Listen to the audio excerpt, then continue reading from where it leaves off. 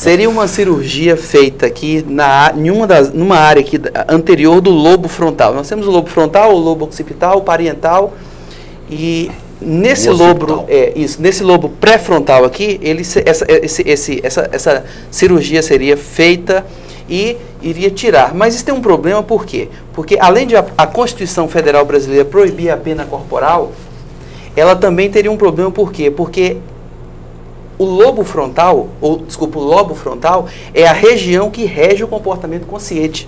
Então, tiraria dele a agressividade, mas por um outro lado também deixava a pessoa meio abobalhada. Então, ainda se está trabalhando por intermédio aí de estudos e esses instrumentos recentes de ressonância magnética para se chegar a um consenso. O senhor defende a teoria lombrosiana, então?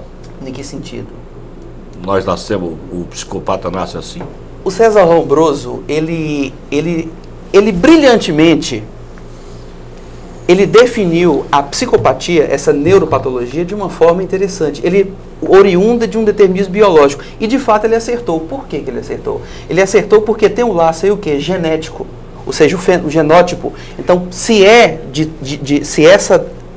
esse distúrbio, ele vem de um laço genético, então ele acertou.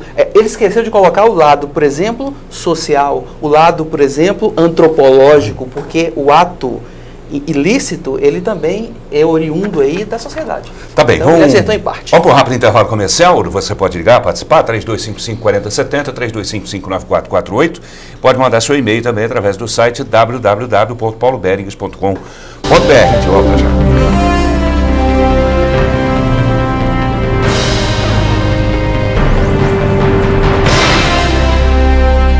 Muito bem, estamos voltando aqui para a TV Brasil Central, Jornal Brasil Central, edição da noite ao vivo, e hoje falando sobre psicopatia. Está aqui o professor Kleber Oliveira Veloso, ele que é pós-doutor em Direito Penal pela Universidade Federal de Santa Catarina, é doutor, mestre em Direito Penal pela Universidade de Barcelona, especialista em Direito Penal e Direito Processual Penal pela UFG, e professor Dr. Kleber, né? O Paulo Baruto mora no Parque Ateneu e pergunta, dentro do sistema de execução penal, existe um profissional que oferece, que promova um tratamento dos psicopatas? Tem. Na verdade, ele não vai ser tratável, porque essa neuropatologia, ela afeta a pessoa. E hoje, a Constituição brasileira, como ela proíbe a prisão perpétua, essa pessoa tem que ficar segregada, porque o dia que ela deixar a prisão, ela volta a delinquir. Isso é infalível? Então, isso é infalível. Só que não há no Brasil uma estrutura. Aliás, o Brasil, na contramão de países mais bem sedimentados culturalmente, ainda não desenvolveu uma política para identificar esses psicopatas e, inclusive, ajudá-los. O que deveria ter sido feito. Então, no Brasil ainda não tem isso. Por isso é que nós temos aí essas reincidências criminais, por exemplo. E um exemplo claro disso foi o bandido da Luz Vermelha, que ficou preso 30 anos, o dia que ele deixou a prisão, ele correu lá e matou novamente uma pessoa. Ele praticou um outro homicídio. Então, isso mostra, mais uma vez, que é uma patologia que está aí, que tem que ser tratada no sentido de segregar essa pessoa. E o psicopata que está em casa, a família que tem ele em casa, como é que vai ficar onde? Pois é, mas nem todos os psicopatas, eles praticam crimes. Vamos às ruas, né? Porque essa pergunta vem também, o interesse é das pessoas que falam com os senhores, nossos convidados. Veja só. Eu gostaria de saber qual é a principal característica de um psicopata e se existe alguma maneira da gente distinguir ele em meio à sociedade. Doutor Kleber. Tem. O psicopata, ele tem características quando é criança, quando é adolescente e quando é adulto. Só muda o nome? Só muda o nome, né? A literatura aí muda o nome. Por exemplo, a criança psicopata, ela desde cedo, ela não respeita a autoridade dos pais, não respeita a autoridade dos professores, costuma-se muito agredir pequenos animais, é uma criança afeta a brigas.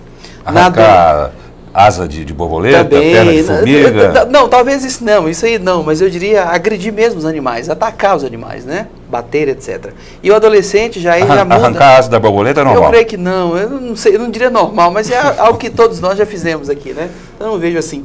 E já no período da adolescência, não, isso se intensifica. Aliás, a adolescência é o estágio onde a psicopatia ela toma maior conformação. Quando é criança, como é que a gente identifica? Porque, como o senhor disse... Pelo comportamento agressivo dessa criança. Judiar de animais, os dois judiam, mas um de uma forma, outro de outra. No sentido de agredir mesmo o animal, aquele animal de pequeno porte, né?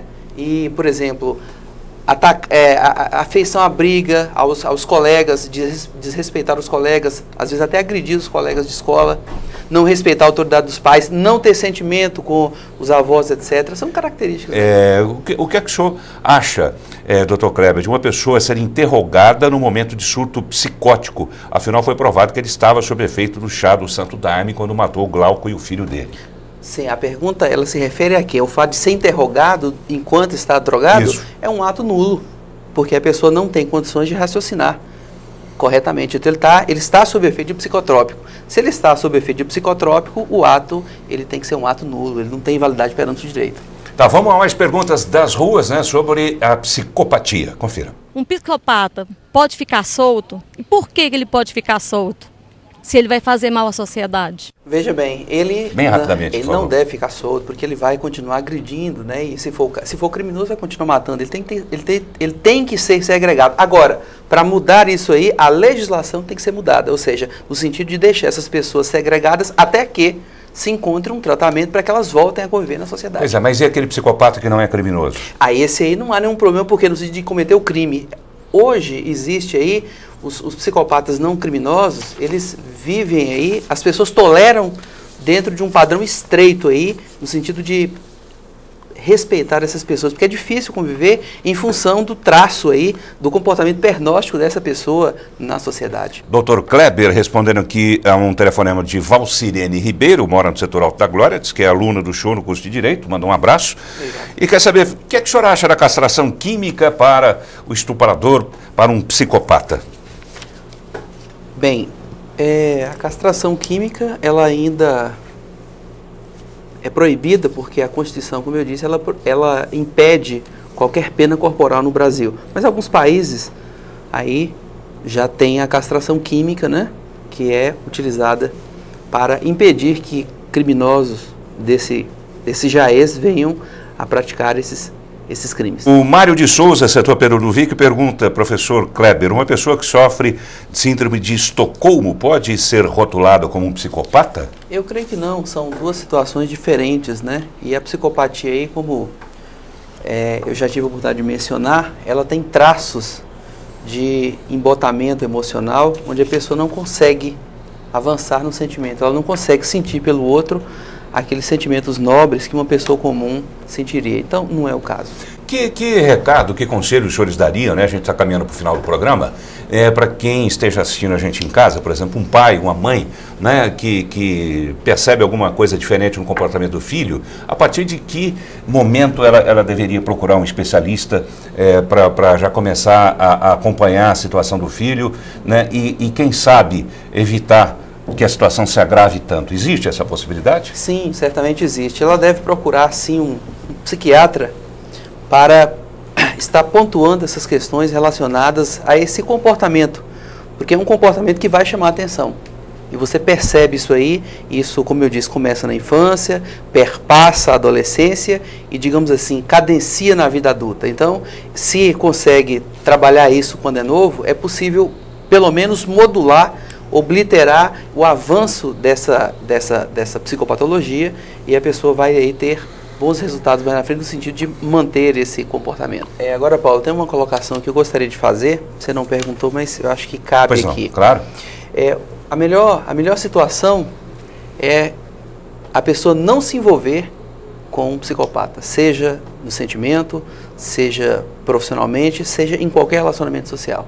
Porque certamente, se essa pessoa uma pessoa normal, vier a ter um relacionamento qualquer com um psicopata, ela certamente será no prejuízo, em função dessa ausência de sentimentos com quem está à sua volta. Quer dizer, vai acabar virando uma borboleta na mão desse cidadão. Vai arrancar asa, vai. Certamente sim.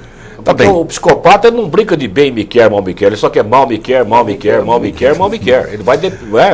Tá bem, quero agradecer aqui a participação do Dr. Kleber Oliveira Veloso, que é pós-doutor em Direito Penal pela Universidade Federal de Santa Catarina e tem muitos títulos, né, merecidamente. Obrigado por ter vindo. Tem um abraço aqui para o senhor do telespectador Timóteo Figueiro, é isso? Figueiró? É isso. Senador Canedo. Tá bem? Obrigado por ter vindo também. Boa noite para o senhor. Obrigado.